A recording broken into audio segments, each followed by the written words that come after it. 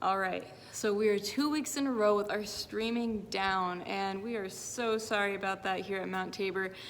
But we're gonna keep working on our system, and we are really planning and hoping for everything to be working again this coming Sabbath. But I just wanted to make sure that you got a little clued in on what you missed this last Sabbath.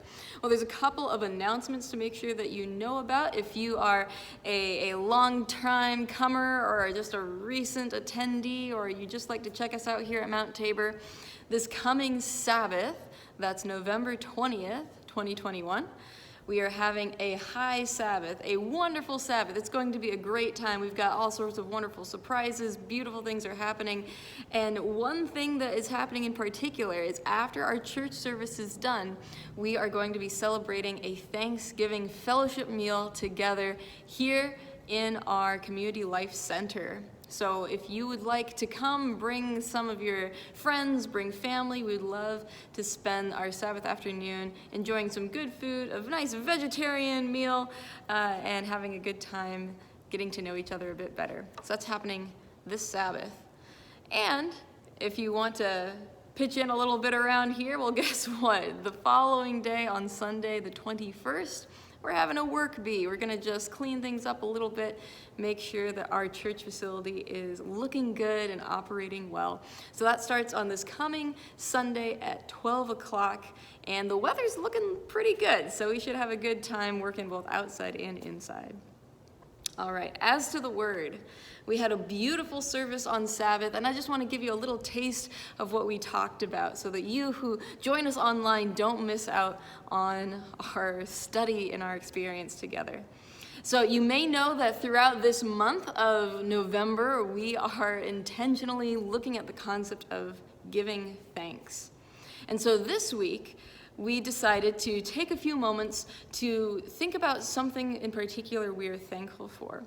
But there's a little qualifier to it. So I'd invite you to take some time to contemplate an event or a circumstance that you are thankful for. Now, I'm gonna say we're all thankful, hopefully. We all have gratefulness in our heart for the sacrifice that Christ made on the cross, and that's a pretty significant event for anyone who considers himself a Christian. So we're gonna just take that for granted. Yeah, we know you're thankful for that. That's great, fantastic, of course. What's something else? Something else that you're thankful for, an event or a circumstance. I invite you to think about that. Now, this last Sabbath, we got into the Old Testament. We broke open a book that we hardly ever crack when we're doing our devotions, and that is the book of Leviticus. But in Leviticus, we find some really incredible stuff. You see, Christ is all sorts of evident throughout this book in Leviticus. Even though he doesn't come on the scene in Scripture for a long time later, everything is pointing ultimately to Christ and the sacrifice that he made. So in the book of Leviticus, the Israelites are wandering in the desert, right? And God says, I want you to know who I am, and I want you and me to get a whole lot closer. So he gives them instructions on how to build a sanctuary. And not only how to build it, but then what to do there. And there's all sorts of wonderfully intricate details that you can really dive into in the book of Leviticus. But what we looked at this Sabbath was in particular the offerings, the sacrifices that were used at the sanctuary. Now, the sacrificial system is something we don't tend to talk too much about. We have this general concept that this system and these sacrifices were meant to point towards Christ, as we've already mentioned. But there's a lot more depth when we really dive into them more. And oh goodness, there's so much that we could talk about, but we're really just going to emphasize one area today. But there are essentially 5 big sacrifices, 5 big offerings that are delineated, that are given in the book of Leviticus. We have the sin offering, the guilt offering, the burnt offering, the grain offering with the drink offering, and then the peace offering. All of those are really fascinating things to get into, but we're going to focus on this last one, the peace offering, also known as the fellowship offering. And the fellowship offering, this peace offering, is further divided into 3 additional types of offerings. See, you thought I was done with my list, but I wasn't. But with the peace offering, we find the either the vow, or sometimes called the wave offering, which is an offering that someone would bring to the sanctuary to give as a culmination or in connection with a vow that was made. For example, we see this in 1 Samuel when Hannah, who is crying, asking God to give her a child, she brings a vow offering. She brings an offering to God in conjunction with her plea and this agreement that she makes with God to say, if you give me a child, I will give him back to you. That's what we have with the vow offering. That's number 1. The second one is it's just called like a free will offering, a general offering that's given. Sometimes also called a votive offering, depending on your translation. But the free will offering is one that is brought with the intention of demonstrating a general thankfulness and praise to God. And we see a great example of this, a massive example of this, is with Solomon.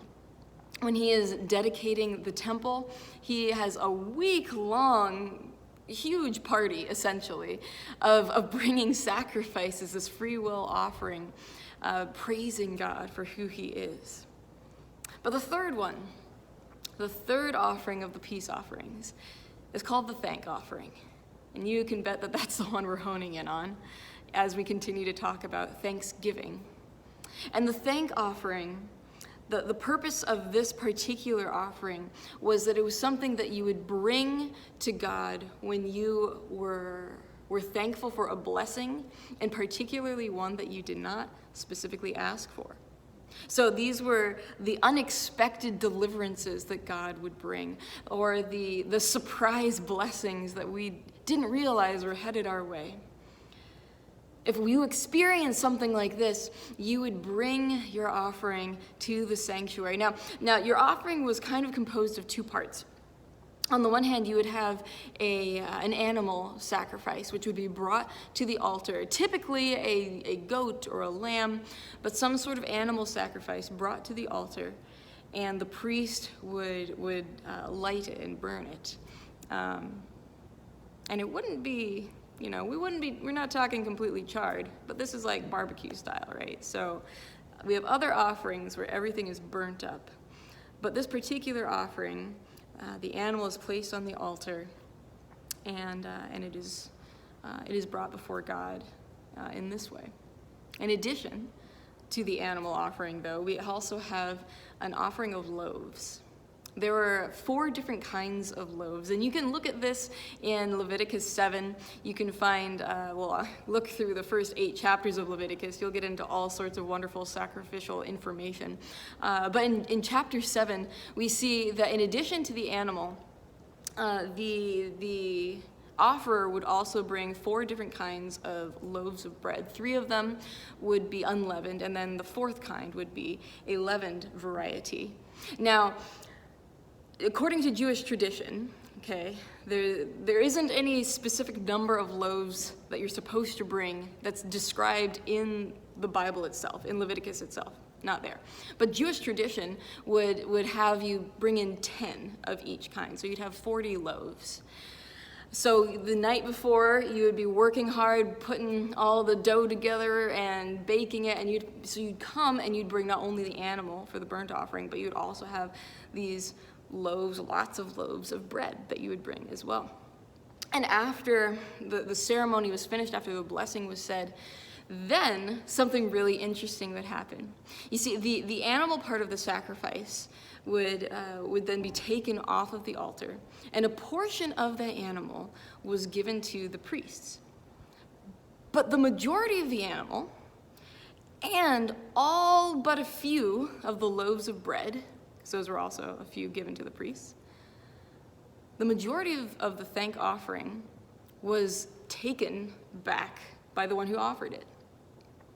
And so you bring in all of this food, all of this offering, all this sacrifice. You give a little bit to the priests, but then you take it back. Does that seem a little odd? In Leviticus, the instructions go like this. It says, once you have finished your sacrifice, then you have until the end of the day to eat the rest of your sacrifice. You have to eat it.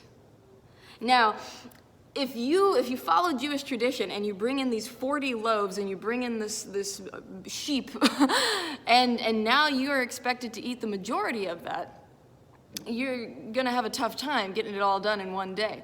So what would happen was that the one who offered would then invite family and friends, and they would all gather together and they would eat a Thanksgiving meal. And over that meal, the conversation would be all about, why are we here?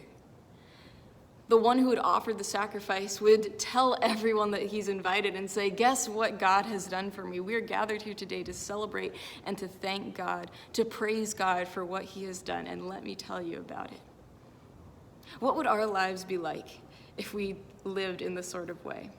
Now, I don't mean that we have to take an animal to a temple and do something like that. No, what I mean is, what if we presented our best, our blessings before God, and we also received what he gives us, and in our thanksgiving, we pass that to those around us, so that when people say, wow, thank you, why are you offering me this? Why are you sharing this with me? We say, oh, I got a story to tell you.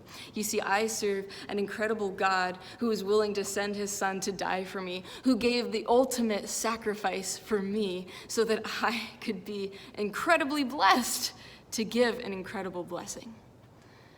The cool thing about Thanksgiving, according to Leviticus, is it's something that's meant to be shared.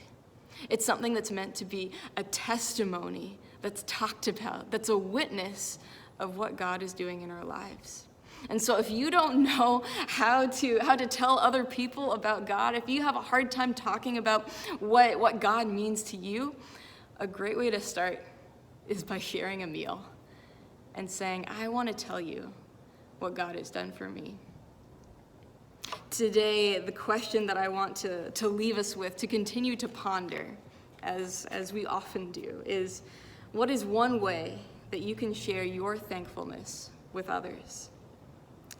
What's one way you can share your thankfulness with others? As Christians, we are called to invite others to a party. We've got a lot to celebrate. And so may we give thanks as individuals in such a way that leaves everyone else around us thanking and praising God too.